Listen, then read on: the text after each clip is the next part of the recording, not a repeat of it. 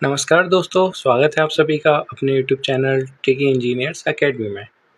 Last class में हमने बात की थी टाइप्स ऑफ एरर की, जिसमें हमने पहला एरर मिस्टेक्स पढ़ लिया था। 2 एरर बचे हुए थे, सिस्टमैटिक एरर और एक्सीडेंटल एरर। तो मैंने आपसे लास्ट क्लास में बात की थी कि कई जगह मिस्टेक और एरर में डिफ्रेंशिएट किया जाता है और कई जगह एरर के टाइप में ही मिस्टेक को इंक्लूड कर दिया जाता है। जैसे अगर हम स्टैंडर्ड बुक बीसी पुणे की बात करें तो उन्होंने टाइप्स ऑफ एरर में ही मिस्टेक्स को दे रखा है और सिस्टमेटिक एरर और एक्सीडेंटल एरर। जबकि अगर हम एसके दुग्गल सर की बात करें तो उन्होंने एक्सीडेंटल एरर और सिस्टमेटिक एरर को एरर में करा है और मिस्टेक को एरर से डिफ्रेंशिएट कर रखा है। तो मैंने आपको लास्ट क्लास में बताया था कि हम भी मिस्टेक और एरर को डिफ्रेंशिएट करके भी पता पढ़ लेंगे और वैसे भी पढ़ लेंगे। तो अगर मिस्टेक और एरर में डिफ्रेंशिएट की बात की जाए तो सबसे मेन डिफरेंस यही है कि मिस्टेक को पूरी तरीके से एलिमिनेट किया जा सकता है अगर हम पूरी सावधानी बरतें, जबकि एरर में ऐसा पॉसिबल नहीं है। हम एरर को मिनिमाइज कर सकते हैं लेकिन एरर को पूरी तरीके से हम एलिमिनेट नहीं कर सकते हैं। और एक और डिफरेंस की बात करें तो जो मिस्टेक होती है वो आपको पता है केयरलेसनेस के कारण होती है, पुअर जजमेंट होता है, मिसअंडरस्टैंडिंग हो जाती है, तब मिस्टेक होती है। जबकि एरर क्या होता है? एरर होता है हमारा फिजिकल कंडीशन ऑफ इंस्ट्रूमेंट के द्वारा या ह्यूमन आई की लिमिटेशन के द्वारा भी हो सकता है। तो ये एरर के मेन रीज़न है। तो लिख लेता हूँ मैं यहाँ पे आपको डिफ्रेंशिएट करने के लिए, अलग पेन से लिख लेते हैं। इससे लिख लेते हैं, इससे तो आपको शायद दिखाई नहीं देगा, इसी से लिख लेते हैं। सिस्टमेटिक एरर को थोड़ा नीचे खिसका देते हैं।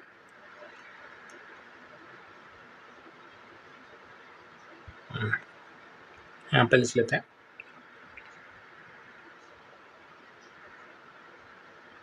Error is due to physical condition of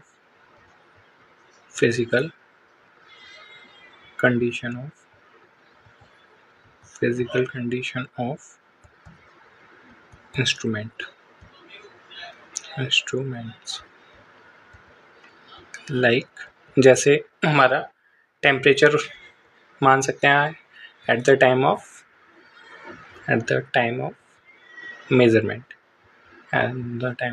measurement के टाइम जब हम अगर टेम्परेचर में डिफरेंस होगा तो हमारा क्या एरर आ जाएगा।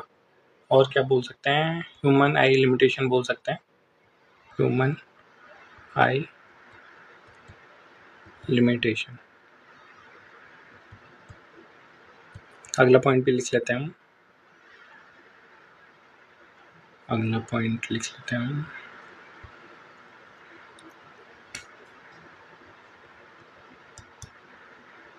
Error can't be eliminated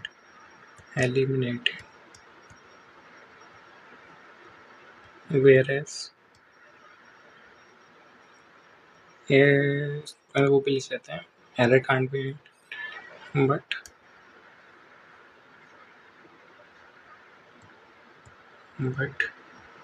it can be minimized,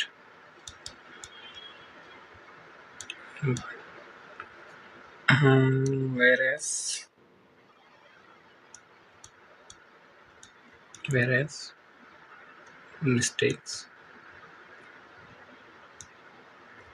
can be avoided with proper care। अगर हम एरर की बात करें तो एरर का फॉर्मूला हमने उस क्लास में, मतलब हमने जब शॉर्ट वीडियो बनाई थी जहाँ पे हमने वीकेंड ट्रिक्स वाला सीरीज़ शुरू की थी, तो वहाँ पे हमने इसको नए पेज में लिख लेते हैं। तो वहाँ पे हमने ट्रिक सीखी थी। एरर क्या होता है हमारा, उसको वापस रेड पेन से लिख लेते हैं। एरर का फॉर्मूला हमारा क्या होता है? एरर कैसे हमने सीखा था? EMT से सीखा था। तो क्या होता है? Measured value minus true value, true value. तो ये हम उस लास्ट क्लास में भी बात कर चुके थे कि एरर क्या होता है और डिस्क्रिपेंसी क्या होती है। तो वैसे ही, और हमने करेक्शन की बात नहीं करी थी शायद। तो करेक्शन क्या होता है? करेक्शन होता है माइनस एरर। तो करेक्शन को हमने कैसे याद किया था? करेक्शन को हमने याद किया था CTM मशीन से, कंप्रेशन टेस्टिंग मशीन से। वो क्या होता है हमारा? True value minus measured value, measured value. अगर आपने वो शॉर्ट वीडियो नहीं देखी है तो उसका लिंक भी मैं आपको डिस्क्रिप्शन बॉक्स में डाल दूंगा, आप वहाँ से चेकआउट कर सकते हैं। तो अगर यहाँ से हम बात करें तो एरर क्या हो जाएगा हमारा? एरर हो जाएगा हमारा माइनस करेक्शन, एरर हो जाएगा हमारा माइनस करेक्शन।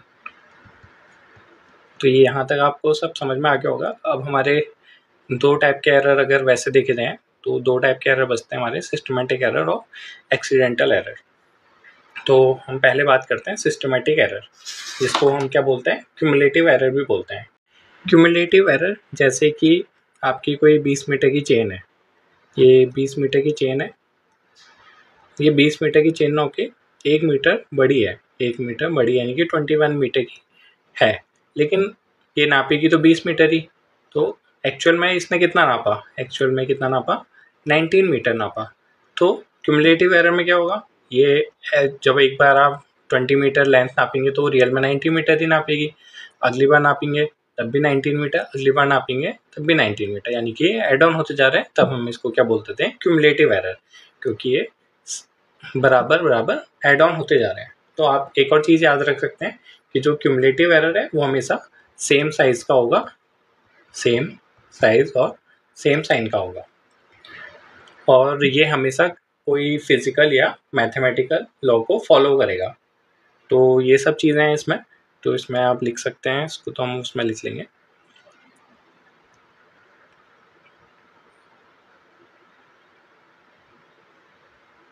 सिस्टमेटिक एरर, इसको हम क्या बोलते हैं? क्यूमुलेटिव एरर भी बोलते हैं। इसको हम और क्या बोलते हैं? Cumulative error, cumulative error, cumulative error, इसी को हम क्यूमुलेटिव एरर भी बोलते हैं।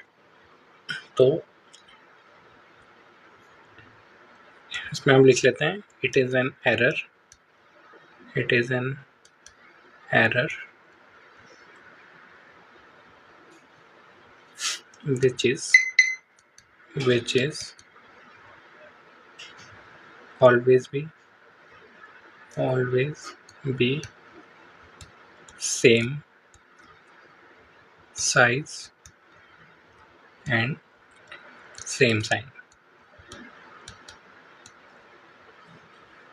and same size same sign and under same condition, same condition। तो ये क्या हो गया हमारा? सिस्टमेटिक एरर या क्यूमुलेटिव एरर हो गया। और इसमें हम लिख सकते हैं it follows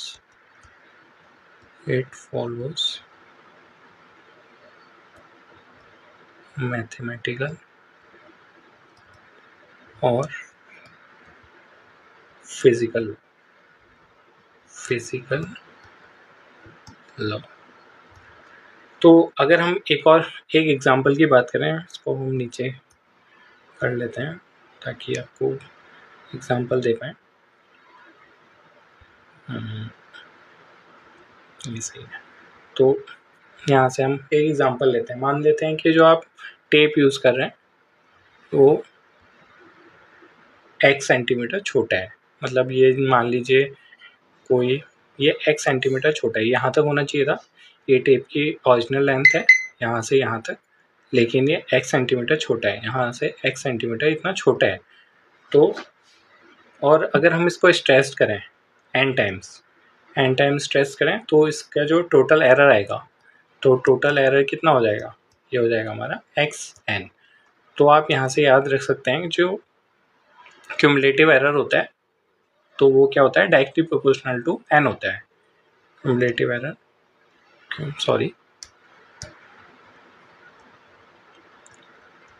cumulative error is directly proportional to n. Directly proportional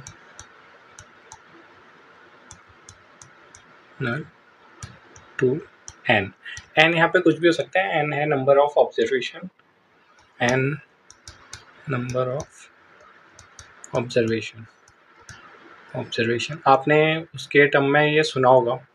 observation आपने रूट एल के टर्म में सुना होगा. जब हम लेंथ मेजर करते हैं किसी चेन या टेप से तो क्यूमुलेटिव एरर क्या हो जाता है लेंथ के टर्म में. इन टर्म्स ऑफ लेंथ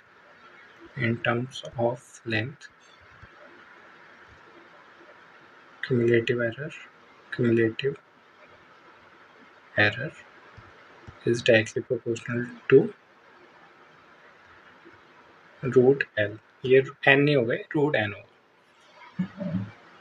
तो ये क्या होता है cumulative error directly proportional to root L हो जाएगा. तो आप इसको कैसे याद रख सकते हैं. जो हमारा एक्सीडेंटल एरर और रैंडम एरर होता है वो क्या होता है 1/√L होता है लेंथ के टर्म में, या 1/√N भी बोल सकते हैं.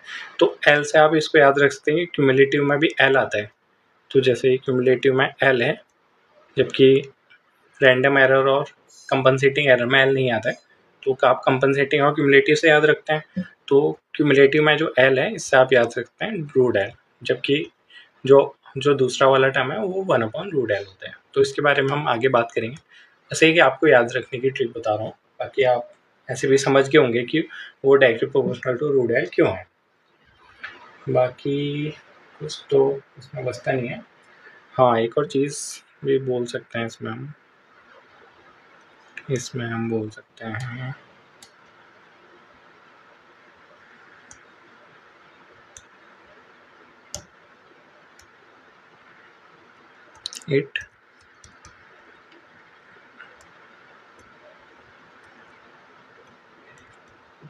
it can be minimized. मतलब कि इन एरर को मिनिमाइज किया जा सकता है. It can be minimize but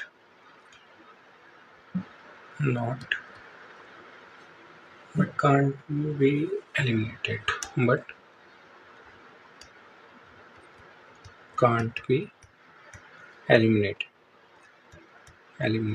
इनको हम एलिमिनेट नहीं कर सकते लेकिन काफ़ी हद तक मिनिमाइज कर सकते हैं. मतलब 70 to 80% हम इनको मिनिमाइज कर सकते हैं. सिस्टमेटिक एरर को हम तब तक डिटरमाइन नहीं कर सकते अगर हम सेम मेजरमेंट सेम इंस्ट्रूमेंट के साथ करते रहें तो हम उसको डिटरमाइन नहीं कर सकते. अगर हमें उसे चेक करना है सिस्टमेटिक एरर इसमें आ रहा है यानी कि क्यूमुलेटिव एरर इसमें आ रहा है तो हमें क्या करना पड़ेगा. हमें डिफरेंट मेथड यूज़ करनी पड़ेगी विथ डिफरेंट इंस्ट्रूमेंट. जैसे कि अगर आपको कोई लेंथ मेज़र करनी है तो आप पहले किससे कर रहे थे चेन और टेप से कर रहे थे. लेकिन उसमें क्यूमुलेटिव एरर आ रहा है मतलब कि अगर वो छोटी है या बड़ी है तो आप क्या करिए आप एक अलग इंस्ट्रूमेंट लेके जैसे टैक्योमीटर का यूज़ करके आप लेंथ मेज़र कीजिए. आप इनडायरेक्टली क्योंकि मेथड भी अलग हो गया इंस्ट्रूमेंट भी अलग हो गया तो आप जब चेक करेंगे तो आप इससे क्या पता कर सकते हैं सिस्टमेटिक एरर और या क्यूमुलेटिव एरर आप पता कर सकते हैं. तो इसको भी हम लिख लेते हैं ताकि आपको ये नोट ईजिली मिल जाए. हाँ, और एक और बात कि आपको अगर ये नोट चाहिए तो आप हमारे टेलीग्राम चैनल को ज्वाइन कर लीजिए. तो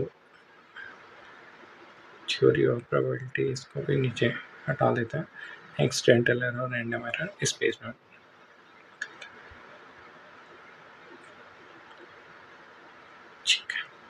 ठीक है. इसको भी लिख लेते हैं. अब यहाँ पे हम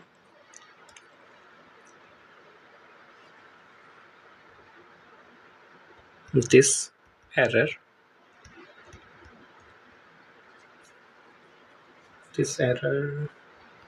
are not revealed by taking same measurement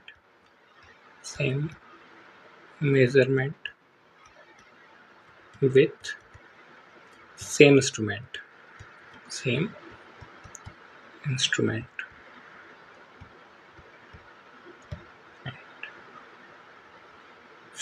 So we use different method using different instrument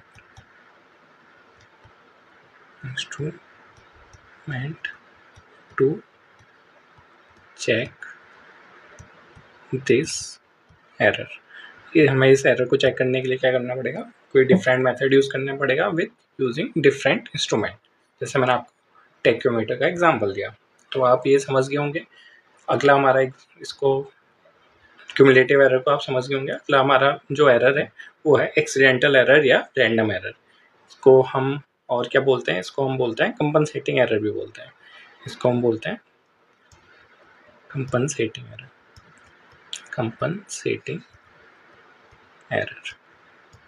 compensating error भी बोलते हैं। क्यों कंपनसेटिंग एरर क्यों बोलते हैं? क्योंकि एक एरर एक दूसरे को एरर कंपनसेट कर देता है।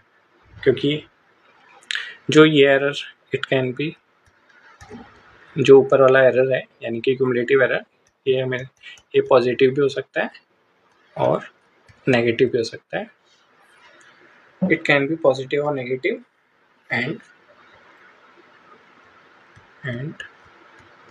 this is always in one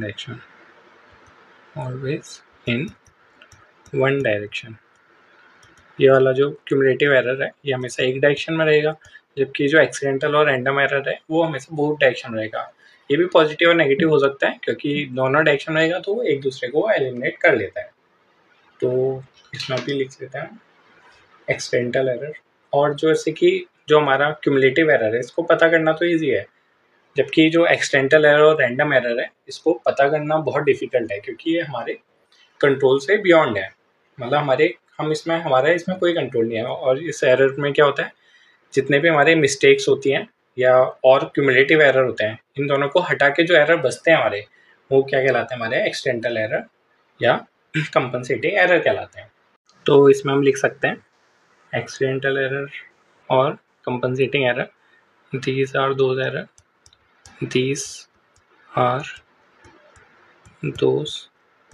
error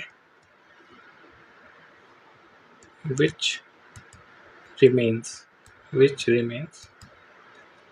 after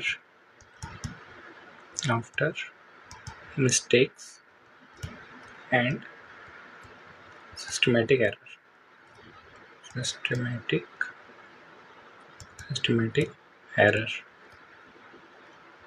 have been eliminated। जब हम मिस्टेक और सिस्टमेटिक एरर को एलिमिनेट कर देते हैं, उसके बाद जो एरर बच जाते हैं हमारे, वो कौन से कहलाते हैं, वो एरर हमारे कहलाते हैं एक्सीडेंटल एरर या कंपनसेटिंग एरर। और ये बहुत ही रैंडम होते हैं, रैंडमली होते हैं, इसलिए हम इसको क्या बोलते हैं, रैंडम एरर भी बोलते हैं। और इट कॉज्ड बाय, इसमें हम लिख लेते हैं these errors are caused by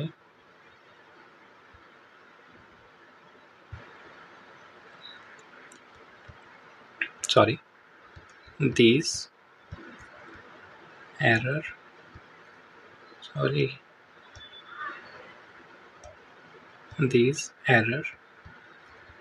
are caused by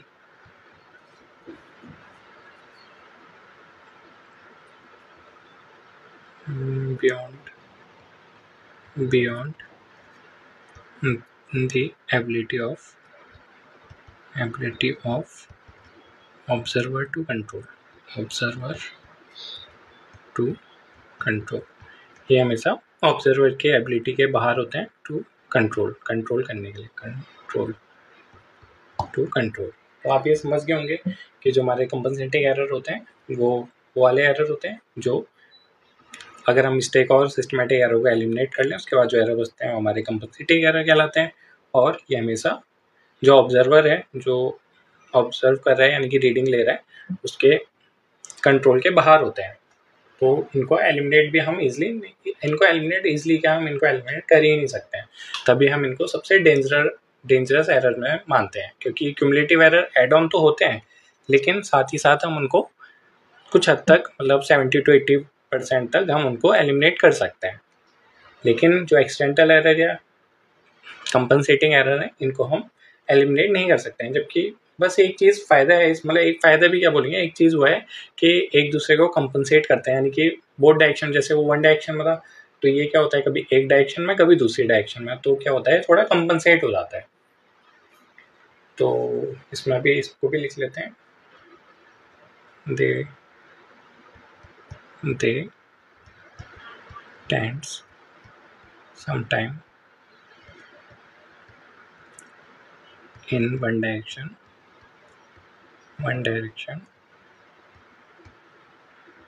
and sometimes in other and sometimes in other, तो कंपनसेट कर देते हैं एक दूसरे को।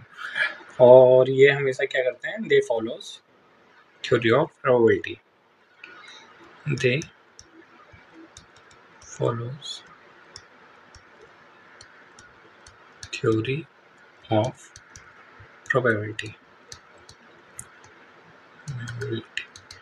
और ये हमेशा थ्योरी ऑफ प्रोबेबिलिटी को फॉलो करते हैं। अब बात करते हैं कि थ्योरी ऑफ प्रोबेबिलिटी क्या होती है। थ्योरी ऑफ प्रोबेबिलिटी बोलती है कि जितने भी छोटे छोटे एरर होंगे उनके होने के चांसेस उतने ही ज़्यादा होंगे। अगर हम कंपेयर करें बड़े एरर की तुलना में, तो छोटे एरर के होने के चांसेस भी ज़्यादा होंगे, यानी कि वो मोर प्रोबेबल होंगे। जबकि जो लार्ज एरर होंगे वो इनफ्रिक्वेंटली होंगे, मतलब कि फ्रिक्वेंटली नहीं होंगे, बहुत कम होंगे, तब हम उनको क्या बोलते हैं, इम्प्रोबेबल बोल देते हैं। और जो पॉजिटिव और नेगेटिव एरर है, ये भी दोनों होते हैं, ये इक्वल फ्रिक्वेंसी के होते हैं, तो हम इसको बोल देते हैं इक्वली प्रोबेबल। तो इसको भी हम लिख लेते हैं थ्योरी ऑफ प्रोबेबिलिटी में। पहला है हमारा small errors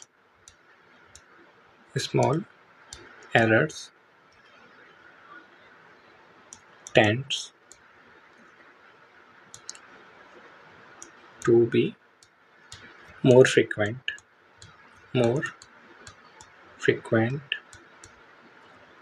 than larger ones।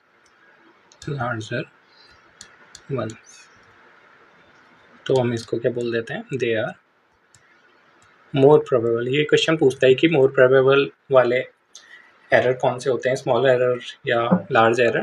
तो आपको पता होना चाहिए कि जो मोर प्रोबेबल एरर वाले एरर होते हैं तो वो कौन से होते हैं, क्योंकि जल्दी हो रहे हैं, तो ये क्या होंगे, कौन से एरर होंगे, हमारे स्मॉल एरर्स होंगे मोर probable.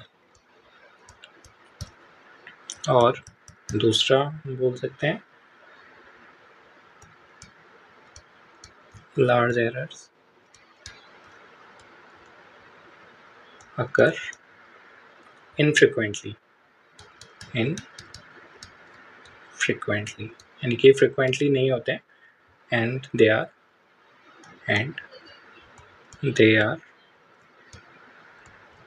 improbable।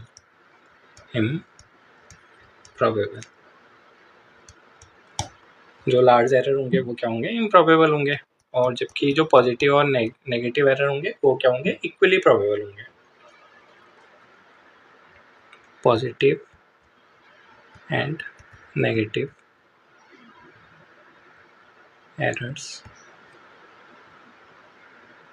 are of same size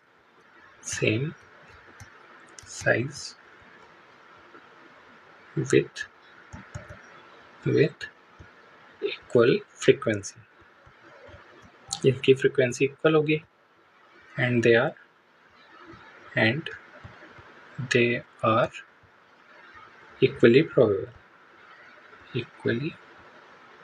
equally probable. तो आप समझ गए होंगे, जो स्मॉल एरर होंगे वो मोर प्रोबेबल होंगे, जो लार्ज वाले होंगे वो इम्प्रोबेबल होंगे, और जो पॉजिटिव और नेगेटिव एरर हैं वो इक्वली प्रोबेबल होंगे। और तो मोस्टली क्या होता है, अब हमारा कौन सा टॉपिक बचता है, हमारा एक टॉपिक बचता है प्रोबेबिलिटी कर्व, तो उतना इम्पोर्टेंट नहीं है आपका, मोस्ट प्रोबेबल वैल्यू से एक क्वेश्चन पूछता है, तो हाँ मोस्ट प्रोबेबल वैल्यू वाला आपका टॉपिक बचता है, तो उसको भी आज ही ख़त्म कर देते हैं ताकि हम लीनियर मेजरमेंट शुरू कर सकें नेक्स्ट डे से। तो आज का लेक्चर आपका थोड़ा लंबा हो जाएगा, बट कोई नहीं, ये हमारा लास्ट टॉपिक है तो मोस्ट प्रोबेबल वैल्यू वाला। तो अगला हम टॉपिक लिख लेते हैं मोस्ट प्रोबेबल वैल्यू।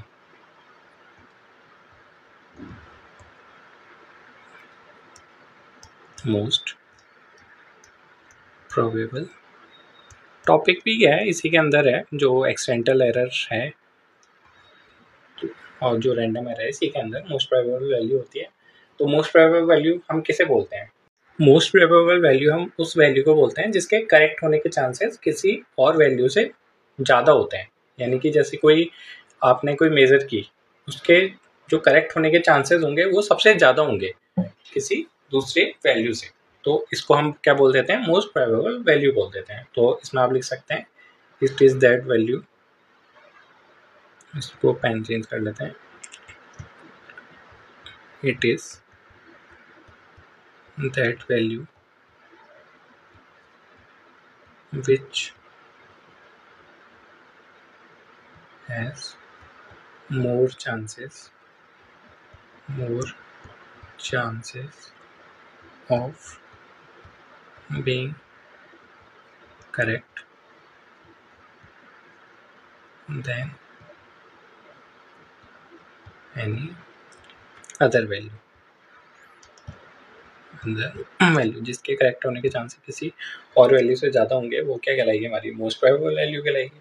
और मोस्ट प्रोबेबल एरर क्या होगी हमारे? मोस्ट प्रोबेबल एरर वो एरर कहलाते हैं जो ट्रू एरर और जो हमारी प्रोबेबल वैल्यू उसके बीच का जो डिफरेंस है वो हमारा क्या कहलाता है? मोस्ट प्रोबेबल एरर कहलाता है। तो मोस्ट प्रोबेबल एरर को भी लिख लेते हैं यहाँ पे, अगला हमारा टॉपिक है, क्योंकि सही फॉर्मूला है जो काफ़ी बार पूछा जाता है, most probable error.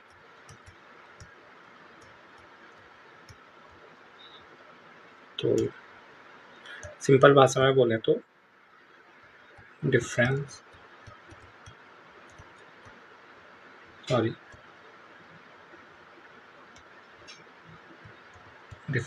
Between true value and probable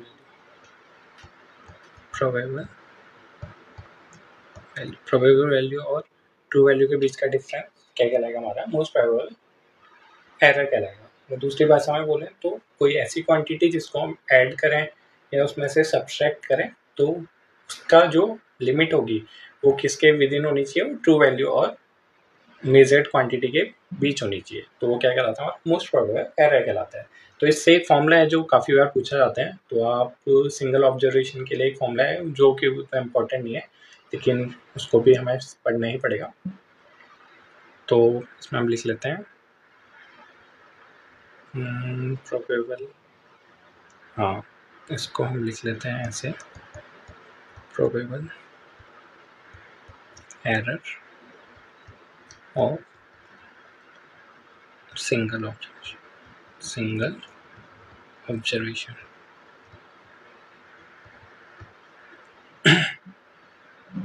कोई एक एम्पेरिकल फॉर्मूला है single observation, probable error of single observation निकालने का। किसी सिंगल ऑब्जर्वेशन का प्रोबेबल एरर निकालने का एक फॉर्मूला है जिसका वो है हमारा ES equal to plus minus 0.6745 under root summation of V square upon n-1। तो आप इसको मोस्टली ये याद करने की जरूरत नहीं है, कभी कभी कभार पूछा जाता है, लेकिन आप इसको अगर याद करना है तो आप कैसे याद कर सकते हैं? जैसे हमारा क्या होता है 4 5 6 7 होता है, तो यहाँ पे 6 7 पहले आएगा 4 5 बाद में आएगा, इतना तो आपको याद हो गया। फिर क्या करना है? इंक्लूड करना है, सबमिशन ऑफ V स्क्वायर करना है डिवाइडेड बाई n-1 करना है। एक दो बार आप देखेंगे तो आपको ये याद हो जाएगा, और अगर आपको याद नहीं होता तो कोई टेंशन वाली बात नहीं है। आपको जो मेन ऑब्जर्वेशन का प्रोबेबल एरर है उसका फॉर्मूला आपको याद होना चाहिए, जिसके हम बारे में हम बात कर लेते हैं। तो हमारा जो EM होता है, तो अगला है हमारा प्रोबेबल वी क्या है, एन क्या है, इसके बारे में हम बात करेंगे अभी। प्रोबेबल एरर ऑफ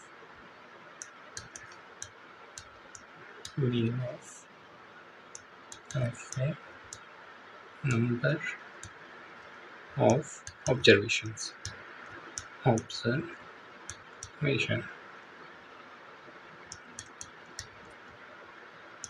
तो मीन निकालना तो आपको आता होगा। जैसे हमारा मीन निकालना तो आपने सीखा ही होगा। जैसे कोई पहली एक क्वांटिटी है, दूसरी क्वांटिटी है, तीसरी क्वांटिटी है, अगर हम इन सबका मीन निकालेंगे तो क्या करेंगे हम 1 + 2 + 3 + 4 इन चारों को ऐड करेंगे और डिवाइडेड बाई जितने नंबर होंगे 1 2 3 4 4 नंबर है, नो डिवाइडेड बाई 4। तो ऐसे हम मीन निकालते थे। मीन मॉड मीडियन आपको निकालना आता होगा, तो एक बार मैंने आपको बता दिया है ताकि कोई कन्फ्यूज़न ना रहे।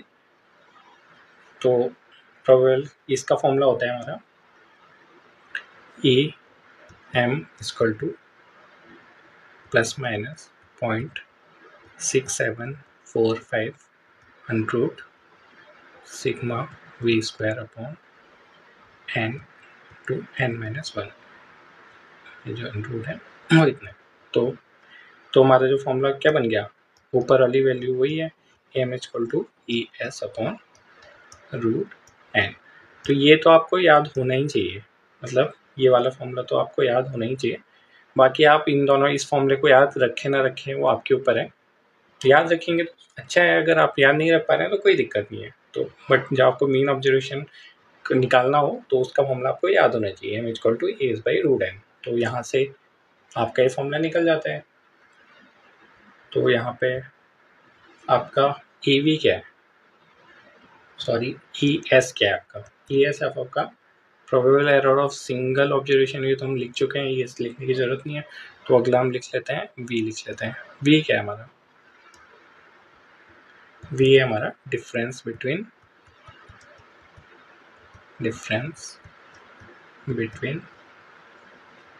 एनी सिंगल ऑब्जर्वेशन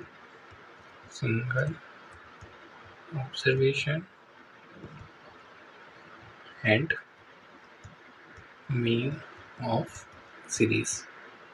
यानी कि V क्या हमारा, जो आपने मीन निकाला, जैसे 1 2 2 3 और 4 का जो आपने मीन निकाला उसके बीच का डिफरेंस, और सिंगल ऑब्जर्वेशन जैसे 1 और इन दोनों सबका मीन निकालेंगे तो कितना आ जाएगा, 4 5 6 7 8 9 10 10/4, यानी कि ये कितना हो जाएगा 2.5 आ जाएगा हमारा। तो 2.5 और 1 के बीच में डिफरेंस कितना है 1.5, 2.5 और 2 के बीच में कितना डिफरेंस है 0.5। तो ये हमारा क्या आ जाएगा, डिफरेंस आ जाएगा सिंगल ऑब्जर्वेशन और मीन के बीच। तो आप इजीली समझ गए होंगे इसको। तो ये आपका V हो जाता है आपका, और V हो गया हमारा। अगला ये आपने पढ़ लिया। N क्या हमारा, N है आपका number of observation in series, कितने नंबर ऑफ ऑब्जर्वेशन है। तो आपका ये यहीं पर समाप्त होता है। एक चीज़ मैं आपको शायद बताना भूल चुका हूँ, यहाँ पर है हमारा थ्योरी ऑफ प्रोबेबिलिटी के ऊपर ये वाला जो एक्सीडेंटल एरर और रैंडम एरर है। तो ये इसका कहाँ पे लिखे हैं इसको, कंपनसेटिंग एरर, एक्सीडेंटल एरर। जो हमारे एक्सीडेंटल एरर हैं वो क्या होता है, directly proportional to 1/√n। n क्या है हमारा, नंबर ऑफ ऑब्जर्वेशन है। जैसे जो हमने सिस्टमैटिक एरर में क्या पढ़ा था, डायरेक्टली प्रोपोर्शनल टू n, यहाँ पे क्या है इनवर्सली प्रोपोर्शनल टू √n। वहाँ पे डायरेक्टली प्रोपोर्शनल टू √n था, यहाँ पे इनवर्सली प्रोपोर्शनल टू √n है। यहाँ पे n = नंबर ऑफ ऑब्जर्वेशन। आपने लेंथ के टर्म में पढ़ा होगा 1/, is inversely proportional to 1/√n। तो ये हो गया हमारा एक्सीडेंटल एरर या रैंडम एरर हो गया हमारा। इसमें और कुछ तो हमारा शायद बचता नहीं है, बाकी कुछ बचेगा तो नेक्स्ट क्लास में देखेंगे। बाकी मेरे ख्याल से तो ये सब पूरा समाप्त हो चुका है। हमारा अगला टॉपिक बचता है लीनियर मेजरमेंट, जहाँ पे चेन और टेप के बारे में हम बात करेंगे। उससे पहले एक सिंबल बचता था, सिंबल की PDF मैं आपको टेलीग्राम चैनल पर शेयर कर दूंगा, वहाँ से देख लीजिएगा। और आपको अगर हमारे लेक्चर पसंद आते हैं तो हमारे चैनल को शेयर कीजिए, सब्सक्राइब कीजिए।